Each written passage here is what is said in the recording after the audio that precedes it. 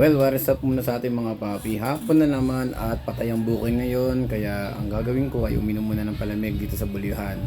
Mula sa Carmona ay umakit ako papuntang Bulihan para sadyain bilihan ng palamig na masarap dito sa gilid ng Masenod. Dito kasi ako lagi nabili nung taga Bulihan pa ako. At sa hindi naasang pangyayari ay muntik na ako. Tingnan nyo. Uy, muntik na. Kamote ka talaga, papaping. Bigla ka na lumiliko.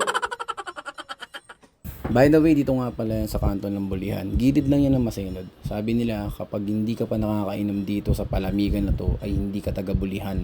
Hindi ka tunay na taga Bulihan. Maraming istorya yung palamigan na to. Tapat nga pala yan ito na may butika, tapos mayroong Palawan.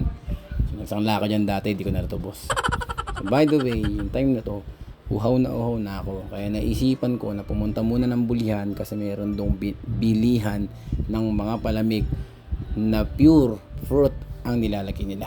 Bine-blender, kinakatas, in lemon, tapos yan binebenta nila. Kaya sulit ang palamig dito. Kaya bumili ako sa halagang 12 pesos para malaking baso para solve agad. Tapos may nakita akong isang matanda na nakaupo na parang malungkot siya sa buhay niya. Tapos napag-isip-isip ko dahil nga sobrang init ng mga oras na yan, bilanhan ko kaya ng palamig si tatay. Kasi nga parang init na rin siya. Kaya naisip ko, bumili ako ng isa. To make the story short, syempre bumili nga ako ng isang palamig pa para sa kanya. Tapos tinignan ko siya ulit. Tapos kinuha ko, naglakad ako ng dahan-dahan para di matapon yung baso. At inabot ko sa kanya. Nang inabot ko, parang ayaw niyang kunin. Parang ayaw niya ng palamig hanggang sa nagsalita yung gwardiya sa Palawan. Oops, bulag yan. Hindi niya talaga makikita yan.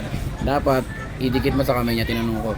Hanggang sa lumapit yung gwardiya, sabi niya, ay ito dapat gagawin mo, ipahawak mo sa kanya. Kaya sabi ko, ay ganun ba yun? Hanggang sa tumalikod na ako at naglakad, tinapon ko yung baso dito sa gilid.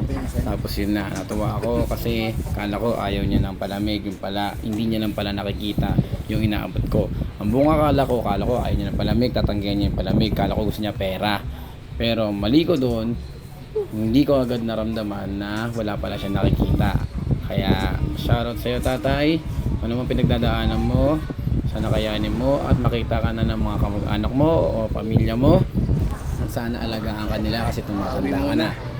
So dito nga pala yan sa kanto ng Bulihan. Lagi kong binibili niya ng palamig kila basta ganyan, alam niyo na yan mga taga Bulihan. Shoutout sa inyo.